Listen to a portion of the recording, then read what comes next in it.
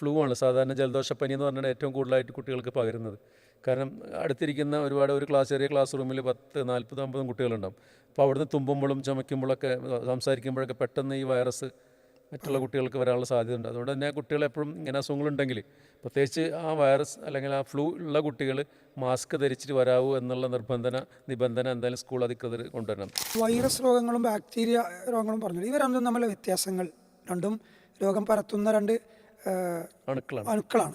ഇവ തമ്മിലുള്ള വ്യത്യാസം ഏറെ സ്നേഹം നിറഞ്ഞ പീസ് റേഡിയോ ശ്രോതാക്കളെ, ആരോഗ്യ വിചാരം പരിപാടിയിലേക്ക് എല്ലാവരെയും ഹാർദമായി സ്വാഗതം ചെയ്യുകയാണ്.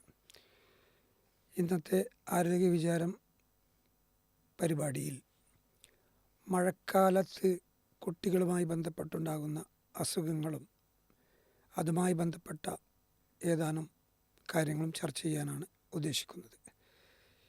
ഈ വിഷയത്തിൽ ശ്രോതാക്കളോട് സംവദിക്കുന്നതിന് വേണ്ടി നമ്മോടൊപ്പമുള്ളത് ബഹുമാന്യനായ ഡോക്ടർ നീലാർ മുഹമ്മദ് പെരിന്തൽമണ്ണയാണ്. അദ്ദേഹം പെരിന്തൽമണ്ണ ARMC ഏജസ് ഹോസ്പിറ്റലിലെയും ആമിന ഹോസ്പിറ്റലിലെയും കൺസൾട്ടൻറ്റ് പീഡിയാട്രിഷ്യനാണ്. ഡോക്ടർ, പ്രോഗ്രാമിലേക്ക് സ്വാഗതം. അസ്സലാമു അലൈക്കും വറഹ്മത്തുള്ളാഹി. മഴക്കാലവുമായി ബന്ധപ്പെട്ട് ഇപ്പോൾ വർത്തമാന കാലത്ത് ആളുകൾ ഫേസ് ചെയ്തുകൊണ്ടിരിക്കുന്ന ഒരു പ്രശ്നമാണ് കുട്ടികൾ മഴക്കാലത്ത് സ്കൂളിലേക്ക് പോകുമ്പോഴും കളിക്കുമ്പോഴുമൊക്കെ പലവിധ അസുഖങ്ങളും, ജലദോഷം, പനി, ഇതുപോലെയുള്ള പലതും അനുഭവിച്ചുകൊണ്ടിരിക്കുകയാണ് രക്ഷിതാക്കൾ.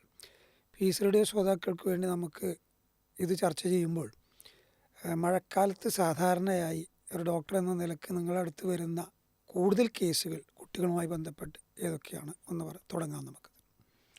നമുക്കറിയാം, മഴക്കാലമാകുമ്പോൾ ഒരുപാട് അസുഖങ്ങൾ കൂടുതലുണ്ടാകുന്ന സമയങ്ങളാണ്. അത് കുട്ടികളിൽ എന്ന് മാത്രമല്ല മുതിർന്നവരിലും ഒരുപാട് അസുഖങ്ങളുണ്ടാകും, പ്രത്യേകിച്ച് പനി പോലെയുള്ള അസുഖങ്ങൾ. കുട്ടികളാകുമ്പോൾ ഇതിനുള്ള സാധ്യത വളരെ കൂടുതലാണ്. പ്രത്യേകിച്ച് കുട്ടികളാകുമ്പോൾ അവർക്ക് പ്രതിരോധ ശക്തി വളരെ കുറവാണ്. ഈ പ്രതിരോധ ശക്തി കുറവുള്ളതുകൊണ്ട് ഏത് അസുഖവും ഏതൊരു അസുഖത്തിൻ്റെ വൈറസൽ അണുക്കൾ ഏതെങ്കിലും ഈ കുട്ടികളെ ബാധിക്കണം, അവർക്ക് അസുഖം വരാനുള്ള സാധ്യത വളരെ കൂടുതലാണ്, പെട്ടെന്ന് പിടികൂടും. അതുപോലെ തന്നെ മഴക്കാലമാകുമ്പോൾ ഇത് പകരാനുള്ള സോഴ്സുകൾ ഒരുപാടുണ്ട്, വെള്ളത്തിലൂടെയും അങ്ങനെ ഒരുപാട് സോഴ്സുകളുണ്ട്. മഴക്കാലമാകുമ്പോൾ ഇത്തരം അസുഖങ്ങൾ പകരാനുള്ള ഒരുപാട് സോഴ്സുകളുള്ളതുകൊണ്ട് കുട്ടികൾക്ക് ഈ അസുഖങ്ങൾ കൂടുതലായിട്ടും കാണാറാണ് പതിവ്.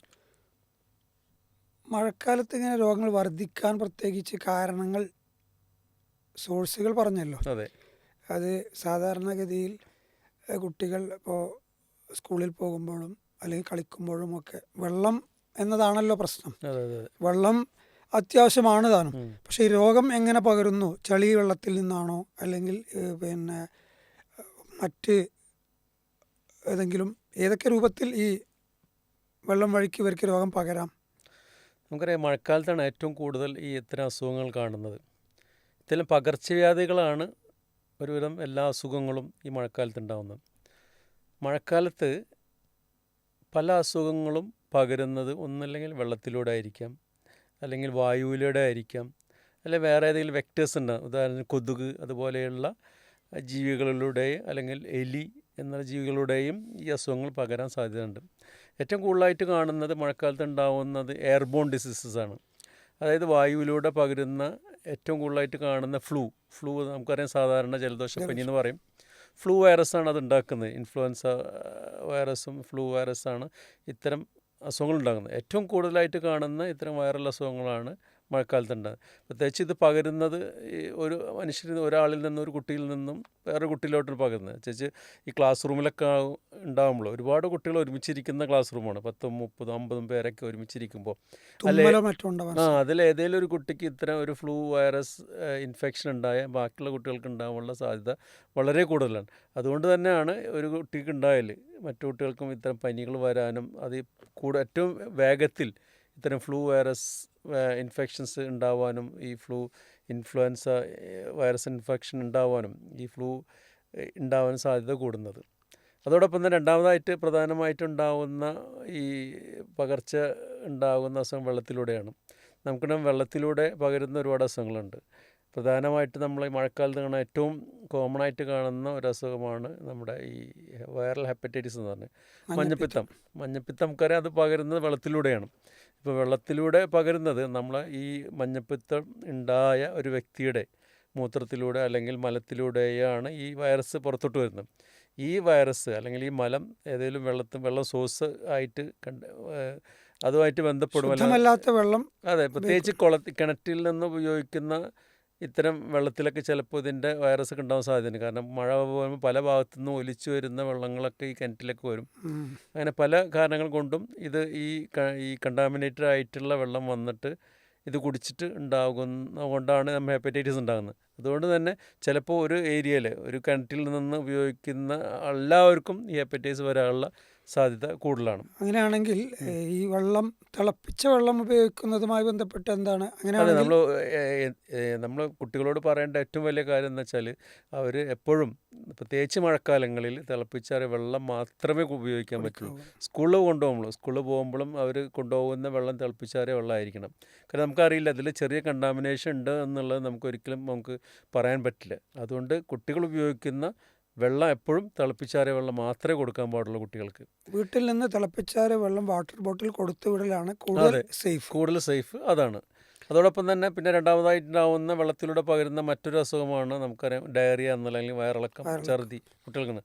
അത് ഇതേമാതിരി വെള്ളത്തിലൂടെയാണ് കണ്ടാമിനേഷൻ, അതായത് വെള്ളത്തിലൂടെയും അതോടൊപ്പം തന്നെ കഴിക്കുന്ന ഭക്ഷണങ്ങളിലൂടെ ആണ് ഇത്തരം അസുഖങ്ങൾ പകരുന്നത്. അതിൻ്റെ വൈറസ് ആയിരിക്കാം, ചിലപ്പോൾ ബാക്ടീരിയ ആയിരിക്കാം. അതുകൊണ്ട് തന്നെ നമ്മൾ ഉപയോഗിക്കുന്ന ഭക്ഷണം എത്ര വൃത്തിയായിട്ടുള്ള ഭക്ഷണം മാത്രമേ കുട്ടികൾക്ക് നൽകാൻ പാടുള്ളൂ. പുറത്തുനിന്നുള്ള ഐസ്ക്രീം പോലെയുള്ള അത്തരം സാധനം കൊടുക്കലും നമ്മൾ ഉപയോഗിക്കാൻ പാടില്ല, പ്രത്യേകിച്ച് മഴക്കാലമാകുമ്പോൾ. അതോടൊപ്പം തന്നെ നമ്മളെപ്പോഴും ഹാൻഡ് ഹൈജീൻ എപ്പോഴും അവർ ശീലിപ്പിക്കണം. അതായത് ഭക്ഷണം കഴിക്കുന്നതിന് മുന്നേ, കഴിച്ചതിന് ശേഷവും നല്ല സോപ്പിട്ട് കൈ കഴുകാനുള്ള ശീലം അവരെ ശീലിപ്പിക്കുകയും വേണം. ഈ ജലദോഷം, പനി, ചുമ സാധാരണ മഴക്കാലം വരുമ്പോൾ ആദ്യം കാണുന്ന അസുഖം ഇതാണല്ലോ. പൊതുവെ പഴമക്കാരൊക്കെ പറഞ്ഞു കേട്ട ഒരു എന്താ വെച്ചാൽ, ഇതൊരു അസുഖം എന്ന നിലക്ക് പരിഗണിക്കേണ്ടതൊന്നും ഇല്ല, തനിയെ അങ്ങനെ പോയിക്കോളും, സാധാരണ ഒരു ചെറിയ പനി, ജലദോഷം, ചുമ. ഇത് ശരിയാണോ?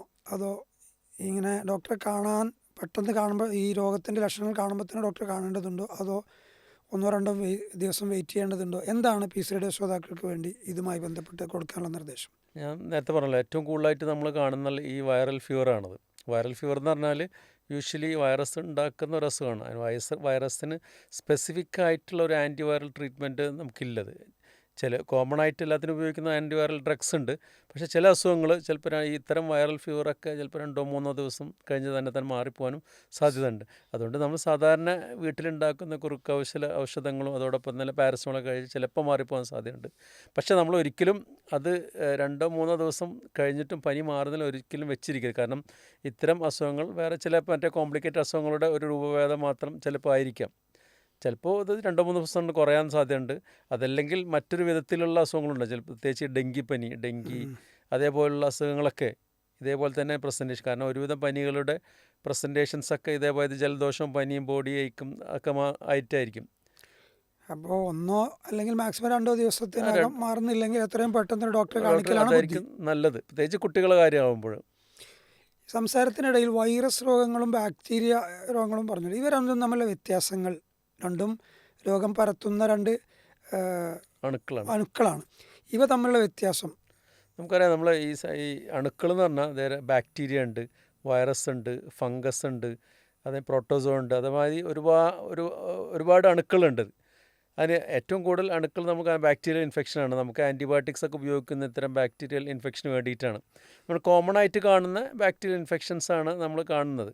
അതിന് നമുക്ക് ആൻറ്റിബയോട്ടിക് കൊടുത്തിട്ട് ട്രീറ്റ് ചെയ്യാൻ പറ്റും. പക്ഷേ ഈ എല്ലാ വൈറൽ അസുഖങ്ങൾക്കും നമുക്ക് മരുന്നുകൾ ഇപ്പോൾ അവൈലബിൾ അല്ല. ഇപ്പോൾ ചില മരുന്നുകൾക്ക്, വൈറസ് അസുഖങ്ങൾക്കൊക്കെ മരുന്നുകൾ വന്നു തുടങ്ങിയിട്ടുണ്ട്. പക്ഷെ അത് അത്രയും കോമൺ ആയിട്ട് ഉപയോഗിച്ച് തുടങ്ങിയിട്ടുണ്ട്. അത് ഭയങ്കര കോസ്റ്റ്ലിയാണ്. അതുകൊണ്ട് തന്നെ അത് ചിലപ്പോൾ ഇത്തരം വൈറൽ അസുഖങ്ങൾ, ചെറിയ രീതിയിലെ വൈറൽ അസുഖങ്ങൾ 1-2 ദിവസം മാറിപ്പോകാൻ സാധ്യതയുള്ളതുകൊണ്ട് നമുക്ക് അങ്ങനെ തന്നെ ചികിത്സിക്കാതെ തന്നെ മാറിപ്പോകും. പക്ഷേ ഇതും നമുക്ക് കുറച്ച് കഴിയുമ്പോൾ ചിലപ്പോൾ ചില വൈറൽ അസുഖങ്ങളൊക്കെ മാറാൻ ഒരുപാട് സമയം വേണ്ടി വരും. അപ്പോൾ ബാക്ടീരിയ വരുത്തി വെക്കുന്ന രോഗങ്ങൾക്ക് ആൻറ്റിബയോട്ടിക് വെച്ച് ചികിത്സിക്കാമെന്നും, വൈറസ് വരുത്തി വെക്കുന്ന രോഗങ്ങൾക്ക് തൽക്കാലം പ്രത്യേകിച്ച് ആൻറ്റിവൈറൽ ഡ്രഗ്സ് അങ്ങനെ പ്രബലമായി യൂസ് ചെയ്ത് തുടങ്ങാത്തത് കൊണ്ട് 2-3 ദിവസത്തിനുള്ളിൽ മാറ്റം വരാം എന്നാണ് ഡോക്ടർ. ആൻറ്റിബയോട്ടിക്കുകളെ കുറിച്ച് പറഞ്ഞപ്പോൾ മറ്റൊരു കാര്യം, പലപ്പോഴും ആളുകൾ ആൻറ്റിബയോട്ടിക് യൂസ് ചെയ്തിട്ട് അതിൻ്റെ ഒരു കോഴ്സ് കംപ്ലീറ്റ് ചെയ്യണമെന്ന് ഡോക്ടർമാർ പറയാറുണ്ട്. അതെ അതെ പലപ്പോഴും അത് കംപ്ലീറ്റ് ചെയ്യാത്ത ഒരവസ്ഥ 1-2 ദിവസം കഴിച്ച് ശമനം വരുമ്പോൾ ആൻറ്റിബയോട്ടിക് നിർത്തുന്നൊരു സ്വഭാവം കാണും. എന്താണ് ഇതിൻ്റെ ഒരു ദൂഷ്യഫലം? അവർക്ക് അതായത് നമ്മൾ നിർദ്ദേശം ആൻറ്റിബയോട്ടിക്കിൻ്റെ കോഴ്സ് ഓഫ് ട്രീറ്റ്മെൻ്റ് ഉണ്ട്. ഒന്നില്ല 5 days അല്ലെങ്കിൽ 7 days, 5 ദിവസം അല്ലെങ്കിൽ 7 ദിവസം കോഴ്സ് ഓഫ് ട്രീറ്റ്മെൻ്റ് ഉണ്ട്. നമ്മളൊരു റെസ്പിറേറ്ററി ഇൻഫെക്ഷൻ അല്ലെങ്കിൽ ഒരു കഫക്കെട്ടായിട്ട് വരുമ്പോൾ നമ്മളൊരു ആൻറ്റിബയോട്ടിക്കും കൊടുക്കുന്നുണ്ടാവും.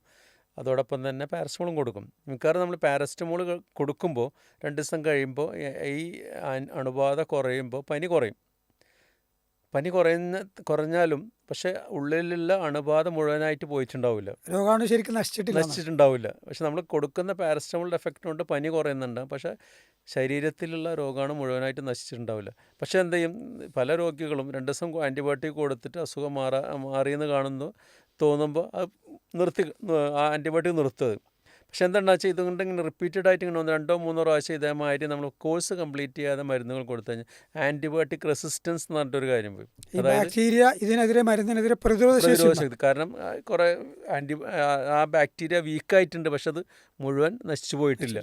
അത്തരം ബാക്ടീരിയാസ് വീണ്ടും അത് അതിൻ്റെ ആരോഗ്യം വീണ്ടെടുത്തുകൊണ്ട് അത് കൂടുതൽ വിറലൻ്റായിട്ട് നമ്മുടെ ശരീരത്തിൽ ഉണ്ടാവുകയും നമ്മൾ അടുത്ത തവണ ആ ആൻറ്റിബയോട്ടിക് കൊടുക്കുമ്പോൾ ആ പ്രതിരോധിക്കാൻ സാധിക്കാത്തൊരു സിറ്റുവേഷൻ വരികയും അപ്പോൾ ഡിസീസ് അടുത്ത കൊടുക്കേണ്ടി വരും. നമ്മൾ അവസാനം മരുന്ന് കഴിച്ചിട്ടൊന്നും സുഖം മാറുന്നില്ല എന്നൊരു പരാതിയും അതെ രോഗിയുടെയും കുടുംബത്തിൻ്റെ അടുത്ത്. അതെ, കാരണം ഇതുകൊണ്ട് ആൻറ്റിബയോട്ടിക് റെസിസ്റ്റൻസ് ഉണ്ടാകുന്നൊരു വളരെ കോമൺ ആയിട്ട് ഇപ്പോൾ കാണുന്നതാണ് ആൻറ്റിബയോട്ടിക് റെസിസ്റ്റൻസ് എന്ന് പറയുന്നത്. ഒരു മിസ്യൂസ് ആണ് അതിന് കാരണം. അതെ, മെയിനായിട്ട് ആൻറ്റിബയോട്ടിക് കഴിക്കുമ്പോൾ ആ രോഗാണു ശരീരത്തിൽ നിന്ന് പൂർണ്ണമായി നശിച്ചു പോകുന്നത് വരെ ഡോക്ടർ നിർദ്ദേശിക്കുന്ന കോഴ്സ് കംപ്ലീറ്റ് ചെയ്യുന്നതാണ് അതിലൊരു ബുദ്ധി. അതെ അതെ അതെ മറ്റൊന്ന്, കുട്ടികളുമായി ഈ മഴക്കാല സാഹചര്യം ചർച്ച ചെയ്യുമ്പോൾ താങ്കൾ പറഞ്ഞല്ലോ കുട്ടികൾക്ക് പ്രതിരോധശേഷി പൊതുവെ കുറവാണ്. പ്രതിരോധശേഷി വർദ്ധിപ്പിക്കാൻ വേണ്ടി കുട്ടികൾക്ക് പ്രത്യേകിച്ച് എന്തെങ്കിലും നിർദ്ദേശിക്കാനുണ്ടോ? അല്ല, അവർക്ക് നല്ല ന്യൂട്രീഷ്യസ് ആയിട്ടുള്ള ഭക്ഷണങ്ങൾ കൊടുക്കുക. മെയിനായിട്ട് പ്രധാനമായിട്ട് അത് തന്നെയാണ് നമുക്ക് കൊടുക്കുന്നത്. ജങ്ക് ഫുഡ്സ് ഒഴിവാക്കുക. എന്നുവെച്ചാൽ ഇപ്പോഴത്തെ കുട്ടികളൊക്കെ ഫുൾ ജങ്ക് ഫുഡ്സിന് പിന്നാലെ പോകുന്ന കുട്ടികളാണ്. അപ്പോൾ അത്തരം ഭക്ഷണങ്ങൾ ഒഴിവാക്കിക്കൊണ്ട് നമ്മൾ സാധാരണ വീട്ടിൽ ഉപയോഗിക്കുന്ന ഭക്ഷണങ്ങൾ കഴിക്കുക. അതേമാതിരി നമ്മൾ പച്ചക്കറികളും ഇലക്കറികളും കഴിക്കുക. അപ്പോൾ ഇത്തരം ഈ ഭക്ഷണങ്ങൾ, പ്രത്യേകിച്ച് പച്ചക്കറികൾ കൂടുതൽ കഴിക്കുക. ഇത്തരം ഭക്ഷണങ്ങൾ കഴിക്കുമ്പോൾ നമുക്ക് പ്രതിരോധ ശക്തി ഉണ്ടാവാനുള്ള സാധ്യതയുണ്ട്. വൈറ്റമിൻ സി കൂടുതലടങ്ങിയ ചെറുനാരങ്ങ, മുസമ്പി പോലത്തെ പ്രത്യേകിച്ച് എന്തെങ്കിലും റോള് ഇതിലുണ്ടോ? അതും ഒരു ബാക്ടീരിയ ഇൻഫെക്ഷൻ പ്രിവെൻറ്റ് ചെയ്യാൻ വേണ്ടിയിട്ട് നല്ലൊരു ഇതാണ് വൈറ്റമിൻ സി എന്ന് പറയുന്നത്. അപ്പോൾ അതിന് കുറച്ചൊരു എഫക്റ്റ് ഉണ്ട് അതിന് വൈറ്റമിൻ സിക്കൊക്കെ. സുലഭമായി നമ്മളെ വീട്ടിലൊക്കെ കിട്ടുന്ന അതെ ചെറുനാരങ്ങയൊക്കെ ഉപയോഗിക്കാം. മഴക്കാലത്ത് പൊതുവെ കണ്ടുവരുന്ന മറ്റൊന്നാണ് പനി. ഡെങ്കി കേൾക്കാറുണ്ടല്ലോ. ഈ ഡെങ്കി പനി ശ്രദ്ധയിൽപ്പെട്ടാൽ അല്ലെങ്കിൽ ഒരു മുൻകരുതൽ എന്ന നിലക്ക് നമ്മുടെ വീട്ടിലും ചുറ്റുപാടിലൊക്കെ ശ്രദ്ധിക്കേണ്ട കാര്യങ്ങളൊന്ന് നമുക്കറിയാം. ഡെങ്കി എന്ന് പറയുന്നത് ഏഡീസ് എന്നൊരു മൊസ്കിറ്റോ ഉണ്ടാക്കുന്ന കൊതുക് ഉണ്ടാക്കുന്ന ഒരു അസുഖമാണത്. ഈ കൊതുക് വളരുന്നത് നമ്മളെ വീടിന് ചുറ്റുള്ള ചെറിയ ചിരട്ടകളിൽ വെള്ളം കെട്ടിവെക്കുമ്പോൾ, അതുപോലെ തന്നെ ചില ടയറിൻ്റെ ഇടയിൽ അല്ലെങ്കിൽ എവിടെയെങ്കിലും ഇത്തരം നമ്മൾ വീടിന് ചുറ്റും ശ്രദ്ധിക്കപ്പെടാതെ കിടക്കുന്ന ടിന്നുകളിലും പാത്രങ്ങളിലും ചിരട്ടകളിലും ഒക്കെ, പ്രത്യേകിച്ച് നമ്മൾ എ സിയുടെ ഡ്രെയിന്, അതേമാതിരി നമ്മളെ ഫ്രിഡ്ജിൻ്റെ താഴെ കിടക്കുന്ന വാട്ടർ ഡ്രെയിനിൽ, ഇതൊക്കെ ഇത്തരം സ്ഥലങ്ങളിലൊക്കെ ഈ കൊതുക് ഉണ്ടാവാനുള്ള സാധ്യത ഉണ്ട്.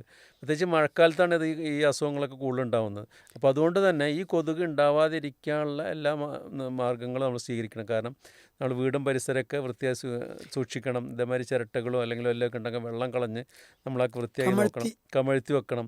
അതേമാതിരി പ്രത്യേകിച്ച് ആരും ശ്രദ്ധിക്കാത്ത ഒന്നാണ് നമ്മളെ നമ്മളെ ബാത്റൂം ടോയ്ലറ്റിൻ്റെ ഇതുണ്ടല്ലോ, എക്സോസ്റ്റും അതുപോലെ തന്നെ ഈ പൈപ്പുകളും വെക്കുന്ന എയർ പൈപ്പുകളും വെക്കുന്ന, അതൊക്കെ നമ്മൾ സെപ്റ്റിക് ടാങ്കിൻ്റെ എയർ പൈപ്പ്, അതിൻ്റെ ഉള്ളിലും കൊതുക് അതിൽ കൂടെ വരാൻ സാധ്യതയുണ്ട്. അതൊക്കെ നല്ല നെറ്റ് ഇട്ടിട്ട് മൂടി അടച്ചു വെക്കേണ്ടതാണ്. മറ്റൊരു രോഗം സാധാരണ കാണാറുണ്ടെങ്കിലും മഴക്കാലത്ത് കൂടുതൽ കണ്ടുവരാറുള്ള ഒന്നാണല്ലോ വയറിളക്കം പറഞ്ഞത്.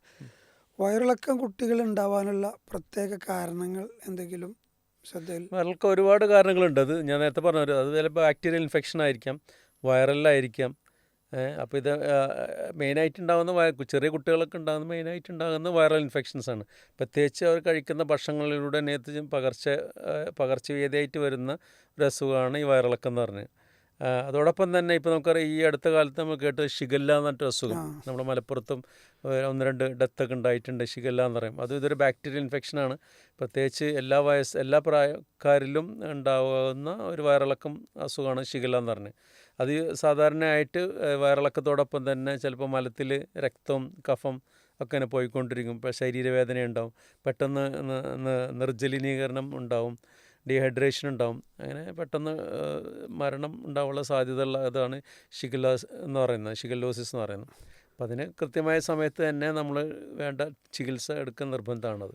ഈ പകരുന്ന രോഗങ്ങളെക്കുറിച്ച് സംസാരത്തിനിടയ്ക്ക് വൃത്തി ഒരു നല്ലൊരു ഘടകമാണല്ലോ. പ്രധാന ഒരു പൊതുവെ ഘടകമാണ്. ചെറിയ കുട്ടികൾ ഈ നഖം വെട്ടുന്നിടത്തും നഖത്തിനടിയിൽ എന്തെങ്കിലുമൊക്കെ കുടുങ്ങാനുള്ള സാധ്യത കൂടുതലാണല്ലോ.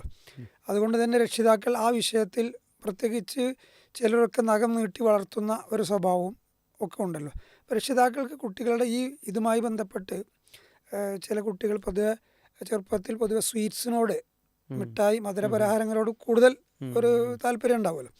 ഇങ്ങനെ ചില രക്ഷിതാക്കളൊക്കെ പറയുന്നത് കേട്ടിട്ടുണ്ട്, ഈ മധുരം കൂടുതൽ കഴിക്കുന്ന ദിവസങ്ങളിൽ ഇവർക്ക് കൃമിയുടെ ശല്യം ഉണ്ടാവുകയും കുട്ടികൾ അറിയാതെ മലദ്വാരത്തിൻ്റെ ഭാഗത്ത് ചൊറിയുകയും അങ്ങനെ കുട്ടി കൈ നേരെ വൃത്തിയാക്കാതെ, കുട്ടിയുടെ പ്രായം അതാണല്ലോ, ആ കുട്ടി ഭക്ഷണം കഴിക്കുകയും അത് വീണ്ടും വരാം. ഇതിനുള്ള സാധ്യത എത്രമാത്രമുണ്ട്? അതുമായി ബന്ധപ്പെട്ട് ശ്രോതാക്കൾക്ക് കൊടുക്കാവുന്ന നിർദ്ദേശങ്ങൾ.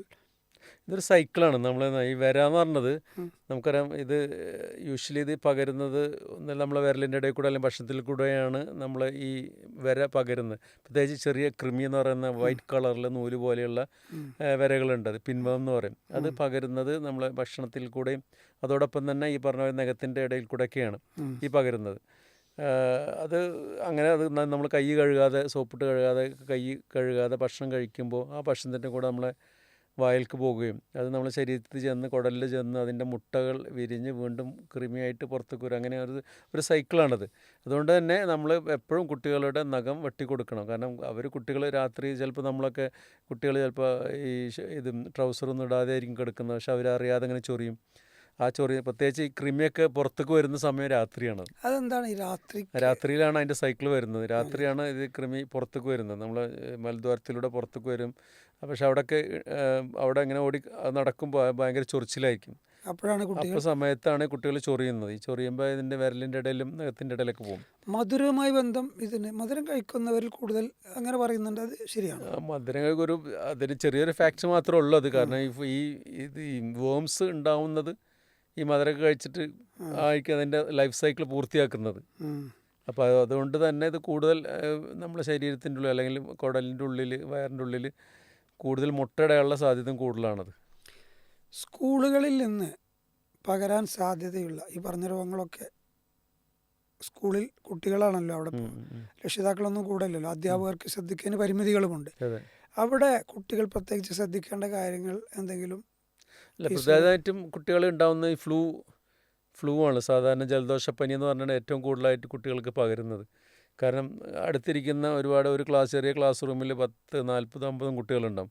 അപ്പോൾ അവിടുന്ന് തുമ്പുമ്പോഴും ചുമയ്ക്കുമ്പോഴൊക്കെ സംസാരിക്കുമ്പോഴൊക്കെ പെട്ടെന്ന് ഈ വൈറസ് മറ്റുള്ള കുട്ടികൾക്ക് വരാനുള്ള സാധ്യതയുണ്ട്. അതുകൊണ്ട് തന്നെ കുട്ടികൾ എപ്പോഴും ഇങ്ങനെ അസുഖങ്ങളുണ്ടെങ്കിൽ, പ്രത്യേകിച്ച് ആ വൈറസ് അല്ലെങ്കിൽ ആ ഫ്ലൂ ഉള്ള കുട്ടികൾ മാസ്ക് ധരിച്ചിട്ട് വരാവൂ എന്നുള്ള നിബന്ധന എന്തായാലും സ്കൂൾ അധികൃതർ കൊണ്ടുവരണം. അങ്ങനെ വെച്ചാൽ ബാക്കിയുള്ള കുട്ടികളും ഒരു പരിധി വരെ അത് പ്രിവെൻറ്റ് ചെയ്യാനുള്ള സാധ്യത ഉണ്ട്. അതോടൊപ്പം രണ്ടാമതായിട്ടുണ്ടാകുന്നത് ഈ നേരത്തെ പറഞ്ഞ വൈറൽ ഹെപ്പറ്റൈറ്റിസ്. അത് കോമൺ ഒരു സോഴ്സാണ് ഇത്തരം സാധനം. ഇപ്പോൾ സ്കൂളിലെ വെള്ളത്തിന് എന്തെങ്കിലും ഇതേമാതിരി കണ്ടാമിനേഷൻ ഉണ്ടെങ്കിൽ, വൈറൽ ഹെപ്പറ്റൈറ്റിസ് എ കണ്ടാമിനേഷൻ ഉണ്ടെങ്കിൽ ആ കുട്ടികൾക്കൊക്കെ വരാനുള്ള സാധ്യത വളരെ കൂടുതലാണ്. അപ്പോൾ രക്ഷിതാക്കളും അധ്യാപകരും ഒന്നിച്ച് ശ്രദ്ധിക്കേണ്ട കാര്യം, ഒന്ന് മാസ്ക്, മറ്റൊന്ന് കുടിവെള്ളം അഥവാ സ്കൂളിൽ പ്രൊവൈഡ് ചെയ്യുന്നുണ്ടെങ്കിൽ അത് തിളപ്പിച്ചാറിയ വെള്ളം സ്കൂളിൽ നിന്ന് കൊടുക്കാവുന്ന ഒരു സംവിധാനം സ്കൂൾ മാനേജ്മെന്റും എടുക്കുന്നതായിരിക്കും. പിന്നെ മറ്റൊന്ന് ഇതേമാതിരി പകർന്ന് വേറെ ചിക്കൻ പോക്സ് എന്ന അസുഖമാണ്. ചിലപ്പോൾ അറിയാതെ ചില കുട്ടികളൊക്കെ ക്ലാസ്സിൽ വരും ചിക്കൻ പോക്സ് ആണ് എന്നറിയാതെ, അല്ലെങ്കിൽ ചിലപ്പോൾ സ്കൂളൊക്കെ മിസ്സാവണ ചിലർ മടിയുണ്ടാവും, അല്ലെങ്കിൽ ക്ലാസ്സിൽ പോയില്ലെങ്കിൽ പഠിക്കാൻ പറ്റില്ല എന്നൊരു തോന്നലുകൊണ്ട് ചില കുട്ടികൾ ഈ ചിക്കൻ പോക്സ് അസുഖം ഉണ്ടെങ്കിലും അത് പറയാതെ ക്ലാസ്സിൽ വരും. അപ്പോൾ ഇത്തരം സന്ദർഭങ്ങളിൽ മറ്റുള്ള കുട്ടികൾക്ക് ഇത് പറയാനുള്ള സാധ്യത വളരെ കൂടുതലാണ്, ഇത്രയും ചിക്കൻ പോക്സ് എന്ന അസുഖങ്ങൾ. ഏതായാലും നമുക്ക് അനുവദിച്ച സമയം ഇവിടെ അവസാനിക്കുകയാണ്. ഈ വിഷയം ചർച്ച ചെയ്യുകയാണെങ്കിൽ ധാരാളമുണ്ട്. ഈ എപ്പിസോഡ് നമുക്ക് ഇവിടെ അവസാനിപ്പിക്കാം. ഇൻഷാ അല്ലാ അടുത്ത എപ്പിസോഡിൽ ഇതിൻ്റെ ബാക്കി കാര്യങ്ങൾ ചർച്ച ചെയ്യാം.